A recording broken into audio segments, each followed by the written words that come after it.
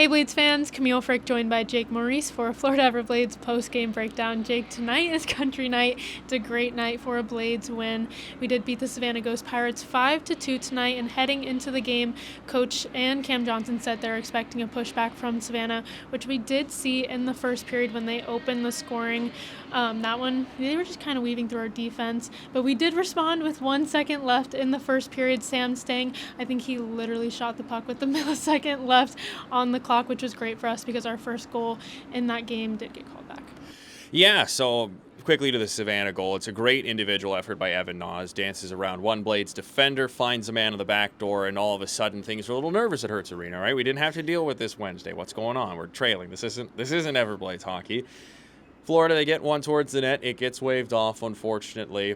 Waved off on the ice after a review. The call stands, and then, okay, you're going into the first down, nothing. That's not ideal. Oh wait, here's Sam Stang on a late rush and buries it with a literal second left to go. And that goal, I think, was the most important one in this game. Really changed the feel of it.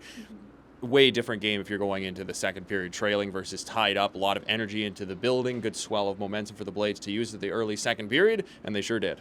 Right, and so we used that same momentum going into the second period. Carson Gasevich scoring a gritty goal in the crease, but unfortunately Riley Hughes for Savannah was able to tie the game once again on the power play, but that one was a little bit of an awkward bounce behind Cam Johnson. Not much you can do about it except come back stronger, which is exactly what defenseman Sean Allen did from the blue line. Yeah, I mean, Gasevich just driving the net.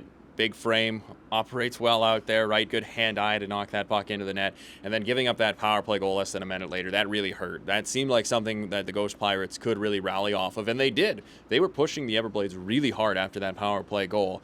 Florida needed something to reset it, and the best thing to get there is a goal, especially from one of your blue liners, a physical guy in Sean Allen, who, it's not really his game to score necessarily for Florida, but he finds a way to get a shot through from the line all the way through the traffic out front into the back of the net. And the guys, you can see it on the bench, they love it when a guy like Allen scores. So him giving the Everblades a 3-2 lead, I think that one honestly makes it feel a little better for the guys than if it were one of the regular suspects to score. Right, and so teams like Savannah, who are desperate at this point in the season and at this point in the game for a win, they're going to start getting flustered, they're going to start getting frustrated. So in turn, we can use that to our advantage, which is exactly what we did. We stuck to our systems, and a guy who's really good at doing that is Carson Gasevich, completing a hat trick in the third period. He's someone who's just so good under pressure, really good at keeping his composure, and good in any circumstance. We saw that on full display in the second and third period. Yeah, I mean, the second goal he gets in the game, goes to the right spot, set up for the one-timer, and he just absolutely blasted it by Purpura.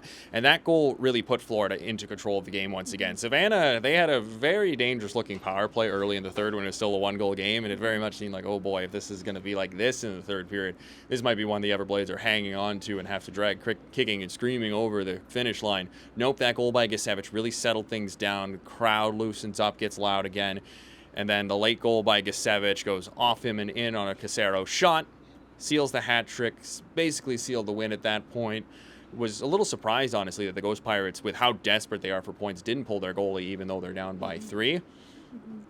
And once again, it's a game where Savannah did improve their play as the game went along, but they can't find ways to break through the Blades' defense when it matters most. Big credit to Florida, and of course Carson Gasevich with the big night, his first hat trick in a Florida uniform. A lot of fun to win like that. Right, and so Everblades offense on a roll recently. Sam Stang having a hat trick just 2 games ago. Carson Gasevich gets one tonight. Something I did want to mention, a stat from one of our team writers, Beatrice DeMello, the last time the Savannah Ghost Pirates visited Hertz Arena in November.